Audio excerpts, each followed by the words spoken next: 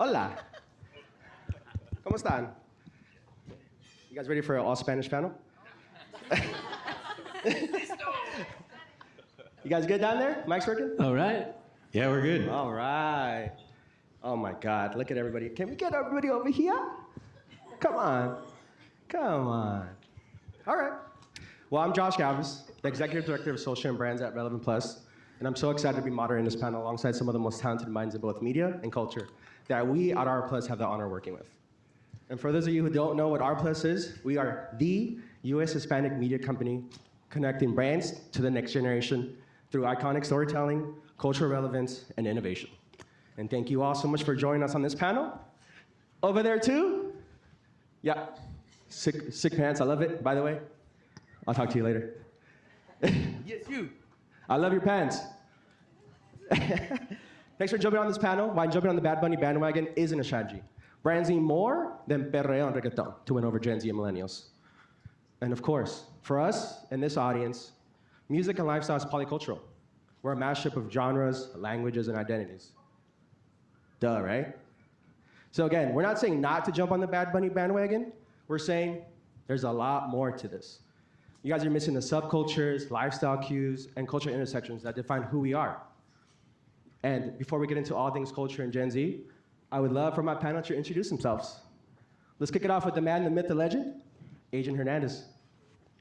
Hello, my name is Adrian Hernandez, and I have my own agency, Need Pastel, and I also run UglyPrimo, which is a next-gen publisher, and we are partnered with Relevant Plus, and we focus a lot on creative content, creative strategy, and branding for a lot of global artists, brands, and a lot of live music as well.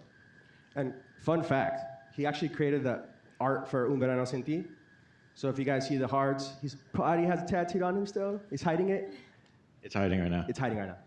But that's the guy right there. That heart creator right there. There we go, there we go. We're in it. Wake up, wake up, wake up. Let's have some coffees. Next up, how are you doing? I'm great, yeah. Happy to be here. Everyone, I'm Lorena Contreras, and on my spare time, if you ever had a pesky cough and the first thing that you thought about was Robitussin, most likely I was involved in that. I am the associate brand manager at Haleon, having worked with brands like Advil, most recently Emergency and Robitussin. And when I'm not being a marketer, I co-lead Crece Latino, which is our employer resource group for Haleon. One of my favorite things of being there is that we actually created HABLA, which stands for Hispanic Advisory Board. And we work with brands, we work with our innovation team. We ensure that as a collectively, any campaign or any product really comes through us to ensure that it's being authentic and that it's being culturally relevant with our consumers. So super excited to talk about all the stuff that's happening. Woo! I mean, you guys swear by emergency too, right? I take it all the time, swear. Next, the man, the myth, the legend. Another legend? The second one. The second legend. My name is Costanza. I'm a director of investment at Zenith, and I'm also part of the multicultural convergence practice. What's up, Maria? Hi. Hey, everyone. My name is Maria Alejandra Gaitan. I am an inclusive strategist for Mediahub Worldwide, where I do inclusive strategy for Ulta Beauty. I'm also the co-founder of Entre Nosotras, which is a platform for Latinas in media, brands, and agency side. Woo! Come on, wake up. Let's go. Last but not least, what All up, right. man? My name's Evan Moody, and I lead the culture team at Canvas Worldwide. And I guess I'm the diversity hire here on the panel. I'm an honorary Latino today. I mean, with that swag, pretty Latino of you, honestly. All right, I'll take it. I need that suit. I talked to you already about that. We'll talk later. Well, let's get into it. Over 25% of Gen Z in the US identifies as Hispanic. That's a huge share of the consumer base. What do you guys think brands still get wrong about how to show up authentically for the audience, and where do you get it right? Jesse, what's your take on this? Yeah, so I don't necessarily think it's right or wrong.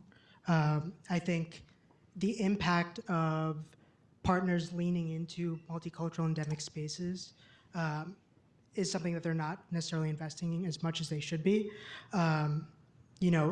you can say that food, gaming, music is all a hobby, but it's actually pretty important and it's an identity to a lot of Hispanics. So I would say that leaning into that is probably the most important. So yeah, I wouldn't say it's right or wrong. It's more so brands investing in the time to reach the audiences like millennial Gen Z is not something that just happens overnight. It's something that you have to put work into. Similar to a general market awareness-based campaign, it's something that you have to try to reach with an emotional experience. So yeah. I love it. I love that take.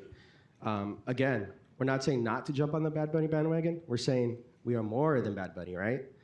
I mean, Jesse, I'm sure he's in a battle, our DJ with the EDM skills. He probably has his USB on him right now. Yeah. You know, last night, Adrian and I went to a Mexican steakhouse. We had crudo hamachi, we had corn, we had branzino. We're like the best market out here, right? We're a little bit of everything. So it's pretty crazy. Maria, what's your take on all this? I think where beauty kind of misses the mark is in not reading into culture in real time. And not trusting us as cultural drivers, but rather seeing us as just like the consumer or the buyer. If we think about how brands approach storytelling, I think it's always like a static consumer profile. And if you think of the younger audiences, I think, especially Gen Z, they move super fast, right? And they love to remix everything through their own lens. And so when you have these static profiles in such a dynamic audience, you're really missing the point here. I think that the solution to it is to have cultural fluency, which I think Ulta does so beautifully. You really have to tap into those micro communities, into the local salons, for example, and let them do your storytelling because they get it. They're in the culture, right? And if you don't, then you risk being just another brand, jumping in a bandwagon and being like everybody else. And this pretty face goes to Ulta. You know, I do everything I can to say pretty. They say brown don't frown, but it can, unless you take care of it. We love Ulta. I love it. I get my hair, look at this hair. Beautiful, right? Evan, what's your take on all this stuff? I mean, it's similar to what Maria said about moving at the speed of culture, but I also think there's something really important to listening to communities. And I think it's something that brands don't do enough of. You get a brief and it says, we're going after Gen Z, we're going after millennials, we're going after this new, Gen Alpha, whatever. And we think their passion points are X, Y, Z. And there's never a moment of actually listening to the community and listening to the creators in the community, listening to UglyPrimo, listening to Relevant Plus, listening to partners in the space that actually do connect with the consumer, as opposed to just putting out a brief and saying, this is who we want to reach. It shouldn't be about who you want to reach. It should be about listening to the community that is creating content for your audiences. Whew. Uh-oh. Oh my God. Lorena, Yeah, what's your I take was on just, first of all, being in brand myself, we have to acknowledge that there's mistakes and that they're going to happen. We can't get it right 100%, but what's more important is how do you pivot from that? What do you reflect as a brand? Do you evolve as a brand? Are you listening to your consumers? And with that, I think that's where the magic truly happens. I think also from my own perspective, we tend to view this audience as a monolith audience, and not everyone is the same. The landscape has changed. Immigration has shifted that, right? So we're not longer a Mexican-American audience only. We have Colombians, Salvadorians, Venezuelans, and that in itself brings its own nuances. There's different linguistics, values, there's different traditions, rituals, and really tapping into those to create a connection to a very wide, diverse audience. It's really what differentiates us. And often, back to what Maria was saying, you put everyone in one basket, and that's not the right solution to target to your Latino, Gen Z, or millennial audience. It's pretty sad. As a Colombian, Guatemalan, Mexican, Italian, I'm mixed up, baby. I grew up listening to Celia Cruz, Rage Against the Machine, Sublime, Dr. Dre, Tupac, you can name it. I was listening to everything. Adrian, what do you think in the POV from the agency side? Yeah, I mean, I think a lot of brands approach it as a, it's too much on the language side versus the communities, and we make up. The Spanish language itself has a lot of different subcultures and communities within it. Like, we're not monolithic. We have, like you mentioned earlier, we listen to Rage Against the Machine, we listen to BTS, Katy Perry, and Bad Bunny within 5 songs of the playlist, right? So I think that the brands really have to, approach it more from the community side and understand that, there's still a lot of ways that it could be approached, even without trying to latch on to the biggest, Latin artists at the time. And I feel, they just have to understand our communities and really, how we're speaking. And just like, it's more about, understanding the group chats versus, the boardroom brief, right? So I think, yeah, that's really important. We got a sick group chat if you guys want to join, by the way. Talk to JP afterwards. CEO right there, Relevant Plus. And for Hispanic, Gen Z, and Millennials, we're not looking for in language. We're looking for in culture. That's the most important thing. How should marketers rethink campaigns so it's not just about translation, but resonance? Maria, what are you thinking? I think that translating your campaign into Spanish is not a cultural strategy, and I see that a lot, right? Showing up at a Bad Bunny concert or having an activation or two is not cultural relevance either, or a cultural strategy. Taking Bad Bunny's global rise, for example, and seeing how well he's done, I think really shows how layered and how fluid Hispanic culture is. And you kind of borrowing that and showing up whenever it's convenient for your brand is not gonna work at all. I think that real resonance happens when you do the work, right? You show up in our everyday, you take the time to kind of listen to our communities, understand our struggles, our everyday, our routines, our rituals that we grew up with, and you really listen to the creator shaping that voice. I think that you have to invite those voices in early and before your campaign has already taken shape. I think that's the whole point of it. I mean, if you guys caught SNL, Bad Bunny did El Chavo del Ocho, and people were mind blown, right? To me, it was super nostalgic, but seeing it in English really broke my brain for some reason. I don't know what it was. And then after that, he followed up with a Korean K-pop group. That Latinos and K-pop, they make sense, right? If you guys saw when the Dragon Ball Z creator passed away, Mexico went bananas. They went bananas. So again, meet us where we're at. We're doing all the right things, and it's just don't talk the talk, let's walk the walk. That's the most important thing. Evan, sorry if I take all the time. What's up? Yeah, no, it's interesting what you said about meet us where we're at, and the anime example, the Dragon Ball Z example, is a really, really good example. So I work with McDonald's, and McDonald's had a campaign. It was across all markets, so it wasn't just Hispanic, but it was a campaign for, it was called WickDonald's, which was an anime-based version of McDonald's. And we get the brief and we look at it, and it's one of those things where if you look at it on the surface, you don't immediately think Hispanic. You probably think the Asian consumer market, but in reality, there is a subgenre within anime that is very Hispanic focused. There are subgenres within music that take inspiration from anime. And so it's about finding those subcultures and finding the overlap in subcultures. And also what I'll say about overlap in subcultures is it has to be organic. It can't be something where you look at a pivot table and you see music and football and you think, okay, I'm gonna mash those things together if they're not a natural fit within subcultures that already exist. It has to be something that comes from the creator community, not something that you look at in a pivot table from some audience polls you got from MRI. I mean, I don't know how many Cheez-Its I've stuffed in my mouth and challenges we've done, and that just tells a lot about everything, right? Our Super Bowl parties have Cheez-Its, our Super Bowl parties have dumplings, our Super Bowl parties have the most random stuff, like Bubba Guts for sure, it's a bad thing, but it's a good time. Evan, I love it. I love McDonald's. We had a great time. That was a fun campaign. Great sauce.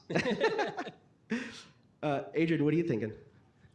Yeah, I feel like the brands need to focus more on building with the communities versus buying their way in.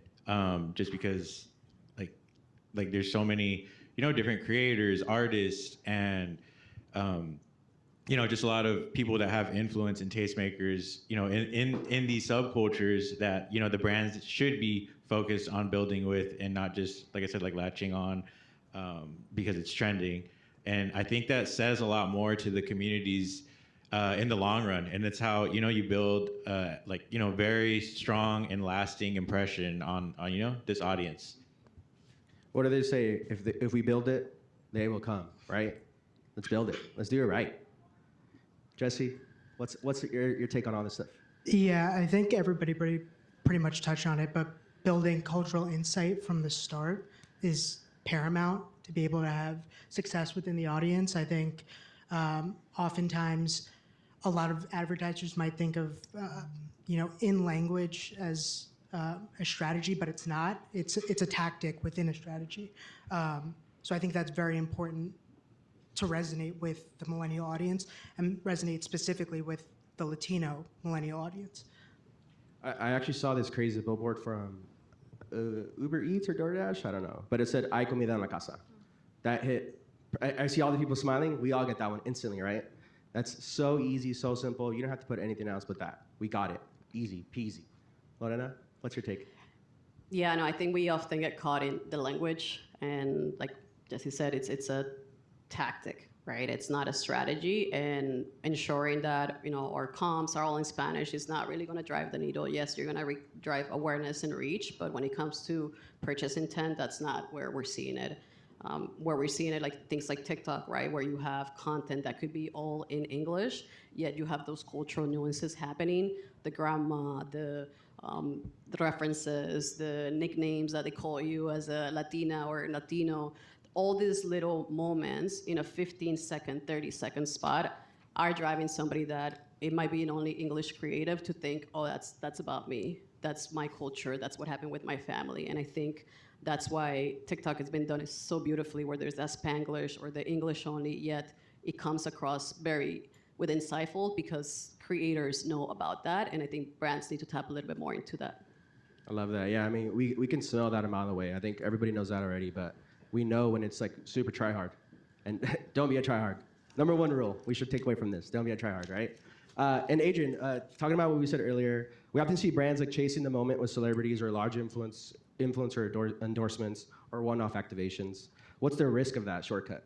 Again, we said people are trying to buy their way in, and you worked with Bad Bunny and so many other artists. Like, what are your thoughts? Like I said, I think it's very short term. You might get that audience in the moment, but I don't think it's going to be what leaves the lasting impression, right? It's like you have to continuously be in these communities, understanding the different types of like cultures, subcultures, within the like Hispanic community. There's so many, like we mentioned earlier. Like it's funny. The other day I came across a Mexican anime meme page, and it's like there's so many very niche cultures that there's you just have to really I guess learn about them and try to help nurture them and engage with them, and I guess just give more people the I guess tools to help lead and understand these campaigns and communities and stuff. Yeah, 100%. Evan, going back to the McDonald's stuff, just a quick touch on that, because McDonald's featured Young Miko, and how are you seeing all this play together? Yeah, a couple things on that. So Young Miko, if you're not familiar, she is a musician. She has collaborated with Bad Bunny. And about a year and a half ago or 2 years ago, when we did this McDonald's campaign, we sort of found her kind of right on the rise, right before she really broke in a super mainstream way. And that component, I think, is important as well, because culture is something that bubbles up. It's not something, to Adrian's point, it's not something that you can buy. It's something that comes up organically, and finding the right talent at the right moment is really important, and finding those communities right before they become super mainstream communities is, I think, the most important thing. And the only way to do that, back to what Adrian was saying, was to engage with the creators that are actually in those micro movements, that are in those micro communities, because eventually those micro communities become global culture. And that's how brands can sort of, I won't say latch on, but help build those communities that then, pay off for them in the long run. I'm really curious though, Adrian, you mentioned like that brands can't buy results and can't buy into, and what I'm curious about is like, because at the end of the day, like that's what brands are doing. Like we are signing an IO and giving money to creators. And so how can we as brands like come to the creator community in a more meaningful way, knowing that there is that transactional component, and at the end of the day, this is a finite campaign, this is a finite IO that we're signing. Like, how can brands actually come to you in a meaningful way that helps them with their results, but also builds communities authentically? I mean, I think that working with the smaller and up-and-coming creators does help for the overall community and, different like subcultures that we have. Like obviously, there's a transaction and they are paying, but I think it's more than just like a one-time. We're paying a really big person, example Bad Bunny, for this campaign versus like we have been putting on and working with creators in these different communities over the last couple years or year versus, like I said, just like a one-time payout for like a big whoever's hot at the moment, Yeah, totally. So I think that leaves a longer lasting impression, with our people. Yeah. And Lorena, I see you shaking your head. Like, what's your take on this too? Yeah, I think, like for example, for Haleon right now, we are doing a U.S. soccer partnership, right? And this is a moment that is happening.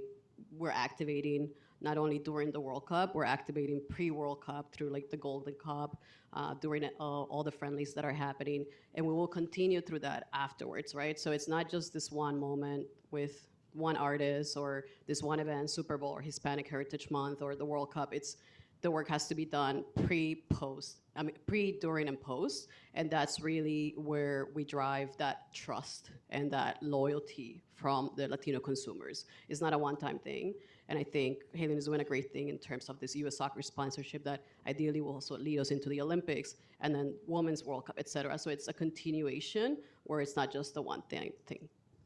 Yeah, and I say this jokingly, but every day is Hispanic Heritage Month. Every single day, right? But we don't just like tune in during like the World Cup. We have a holiday season too, right? We love to go back to school shopping. There's Pride Month for a lot of us. So the touch points come in and out. It's not just a one-time thing. Like there is no Q1, Q2 strategy. It's what do you guys want to do this year? That's the most important thing. And beyond music, what cultural touch points, fashion, gaming, sports, social platforms are the biggest white space opportunities for connecting with Gen Z and millennials? Maria, what are you thinking? I think the biggest white space for me personally is sports, but it's specifically the culture that's being built by multicultural women. My very good friend and co-founder of Drafted, she shared with me a data point that I thought was really interesting.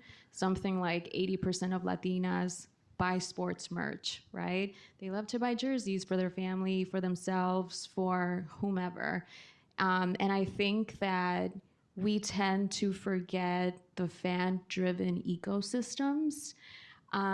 We love to sponsor athletes and celebrities, but we really forget about those ecosystems. And I think that's where the culture is, and that's where brands should try to tap in before you go and think of like, I don't know, a celebrity athlete maybe. I mean, I have like 30 jerseys that my mom has bought me, all wrong sizes. Players that are long gone, and I can't let them go because my mom loves to match. So that's the people we're targeting all the time, You get it. Lorena, what's your take on this too?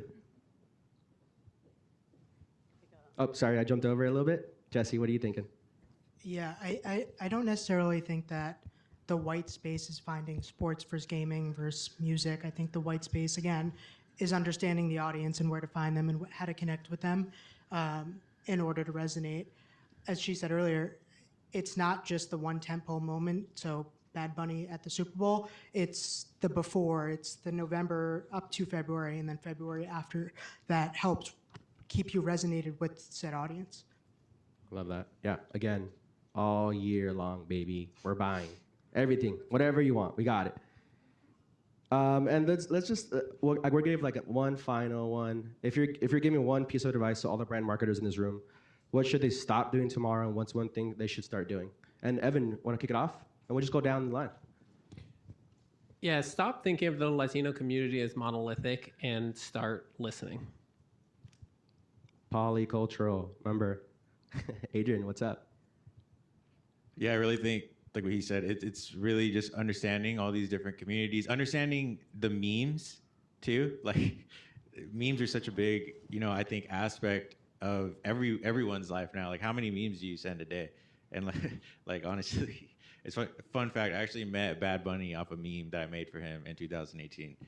And but yeah, understanding like the internet culture and like these different, it's its own language. Like that itself the internet is its own language and how you speak into all these different communities, right? So it's just like a tool, and you have to learn how to utilize it to really capture, the different subcultures. So yeah.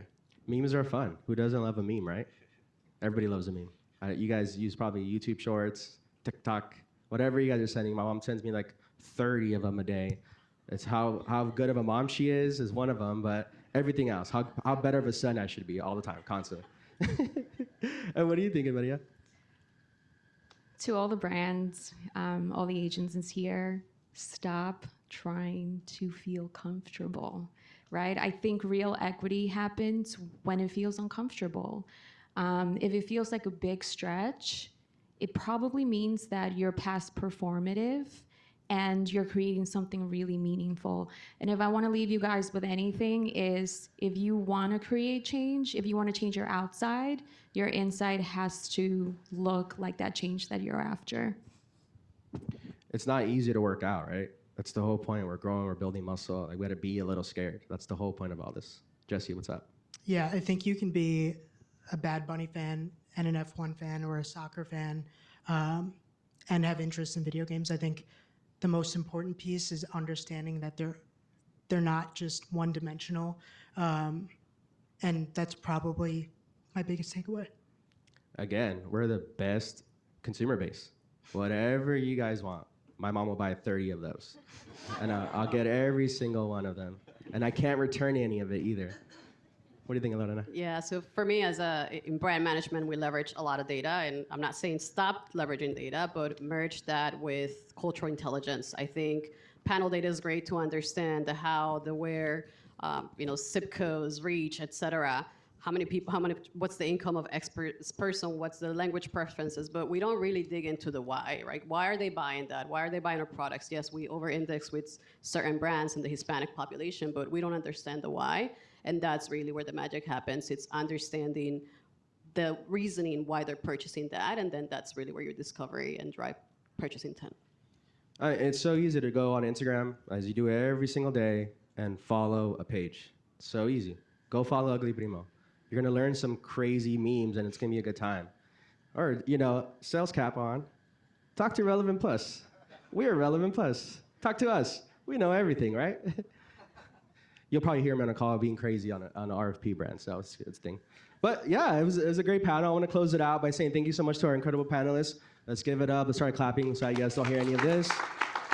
Adrian, Evan, Jesse, Maria, Lorena, thank you so much for sharing your thoughts. This conversation proves that when we go deeper than surface level trends, we uncover the real cultural engines driving Gen Z millennials. Again, polycultural, year long, you buy everything. I'm wearing Louis Vuitton Air Forces. That's crazy. This is crazy. I'm a crazy person. And a big thank you as well to our incredible partners at Brand Innovators. Thank you guys so much. There you are. Woo, woo, woo, woo, woo, woo. Keep clapping. Let's clap. We love the building. We love the building and building spaces like this together that spark fresh ideas and honest dialogue about where culture's headed. So let's keep the energy going. Come on, start clapping. Let's get the DJ going. Let's get partying. I want to see some salsa moves. I promise I won't put you on UglyPrimo, but let's get up. Let's have some fun. Thank you guys so much.